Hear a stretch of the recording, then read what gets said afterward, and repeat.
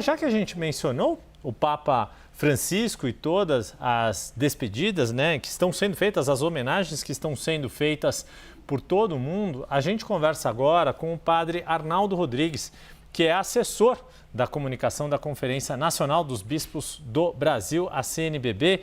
Padre Arnaldo já na tela aqui comigo. Muito boa tarde, um prazer recebê-lo aqui no CNN 360, apesar das circunstâncias. Padre, deixa eu aproveitar uma primeira pergunta. A gente tem falado desta mobilização dos cardeais de todo mundo para poderem participar do velório, do funeral das exéquias do Papa Francisco e posteriormente do conclave. Os 7 cardeais brasileiros que vão participar do conclave, todos já deixaram o Brasil, já estão em Roma? Muito boa tarde, padre. Boa tarde, Yuri. Boa tarde a todo mundo que está assistindo a CNN Agora 360. Bom, alguns cardeais já estão em Roma, nem todos ainda. Por exemplo, do cardeal de Brasília, Dom Paulo César. Ele celebrou hoje, agora à tarde, uma missa na Catedral de Brasília pelo sufrágio pela alma do Papa Francisco. Então ele parte amanhã, chega na sexta-feira. Já chegaram em Roma Dom Jaime, de Porto Alegre, Dom Rani, que é o do Rio de Janeiro, Dom Sérgio da Rocha, de Salvador. Falta chegar também, talvez chegaria entre hoje e amanhã de manhã cedo, Dom Leonardo, de Manaus, e Dom Odilo, de São Paulo. Então, praticamente entre hoje e amanhã, no máximo sexta-feira de manhã, todos estarão presentes em Roma. Perfeito.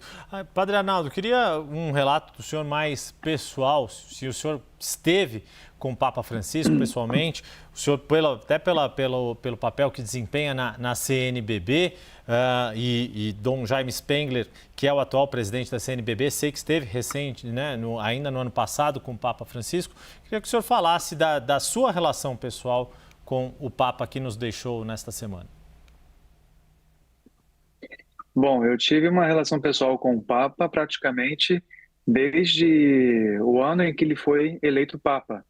Porque quando ele veio para a jornada, em 2013, e depois quando a jornada, depois de um mês, eu fui morar em Roma. Eu morei em Roma por 7 anos.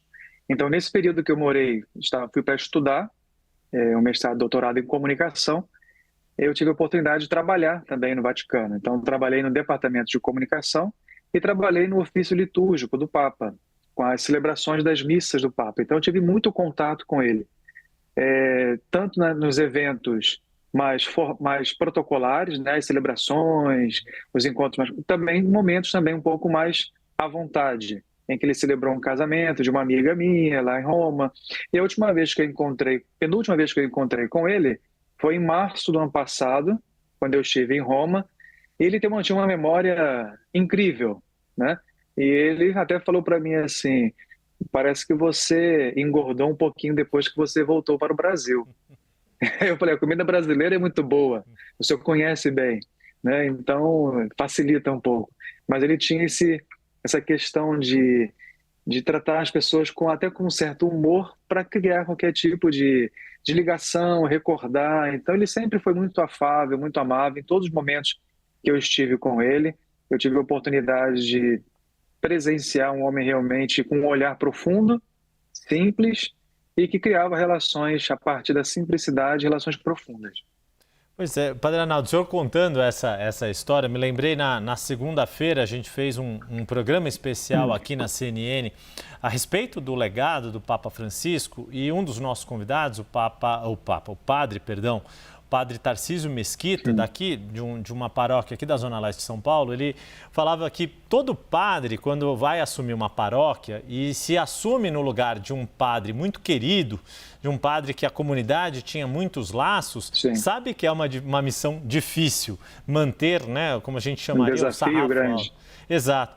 Na sua avaliação, é o caso também de quem vier a suceder ao Papa Francisco? Também, como o senhor disse, um Papa que tinha esse trato marcado pela simplicidade, pela busca de conexão direta, não só com os fiéis ou com seus auxiliares mais próximos, mas que transparecia essa autenticidade.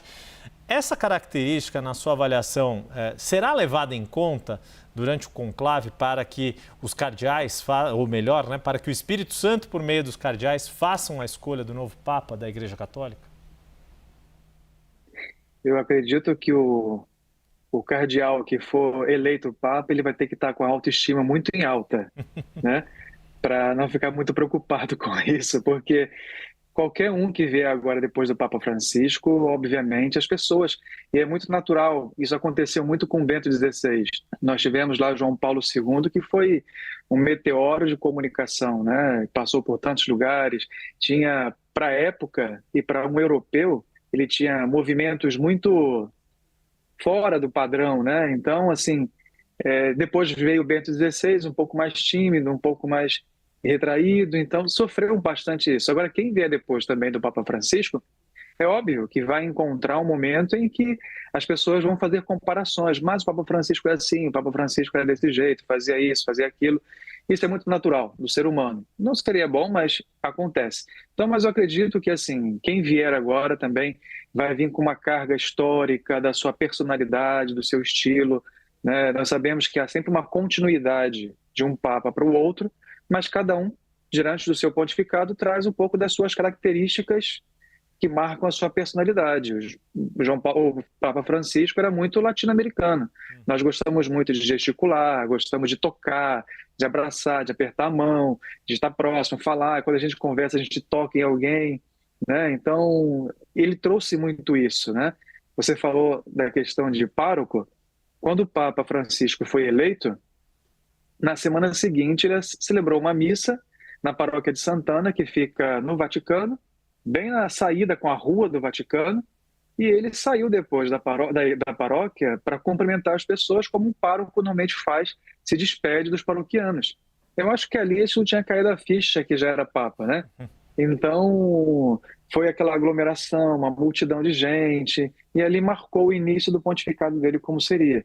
Em todas as vezes que ele podia, ele parava no meio do caminho, as pessoas já começaram no caminho do aeroporto, quando ele fazia uma viagem, já colocavam os doentes no meio do caminho, que sabia que ele ia parar. Então, esse contato muito humano, não sabemos se o próximo que vier também vai ter isso, mas sabemos que isso trouxe uma realidade de igreja diferente, que nós não temos como voltar atrás. Uhum.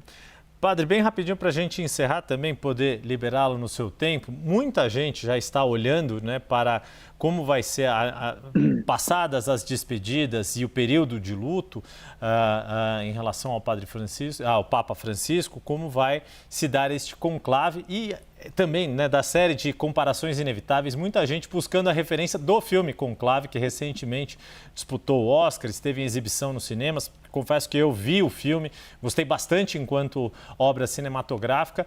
Queria que o senhor, na sua visão de padre, que conhece, estudou as questões da igreja, o quanto que este filme, para nós leigos, é uma referência, pode ser um parâmetro para entender, mas não para tomar como toda a verdade do que está para acontecer no mês de maio, quando os cardeais vão se reunir para escolher o futuro Papa.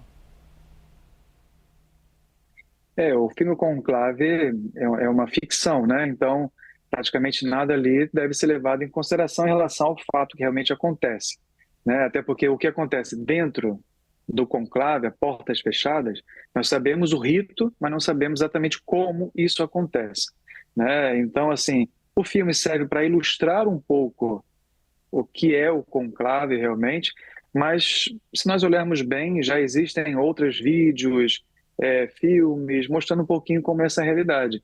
E o conclave, uma coisa é assim, o filme ele traz uma realidade, até mesmo de fotografia, a fotografia é muito bonita, toda a estrutura técnica é muito bem preparada, mas nem mesmo o lugar aonde é filmado, só a Capela Sistina, que é uma reprodução da capela, mas os lugares onde são filmados não são dentro do Vaticano, né? Então, traz somente um breve aceno dos personagens que participam, quase todos os personagens, né? Nem tem um ali que não participa, mas é um pouco essa realidade do dia a dia que começará logo depois do sepultamento do Papa Francisco, e vem os 9 dias de luto, né? E a partir de antes começa o conclave. Perfeito. Nós conversamos aqui com o padre Arnaldo Rodrigues, que é assessor de comunicação da Conferência Nacional dos Bispos do Brasil, a CNBB, e que, confesso, já me ajudou em algumas apurações relacionadas à igreja. Padre Arnaldo, muito obrigado mais uma vez. Um prazer recebê-lo aqui. Uma boa semana para o senhor.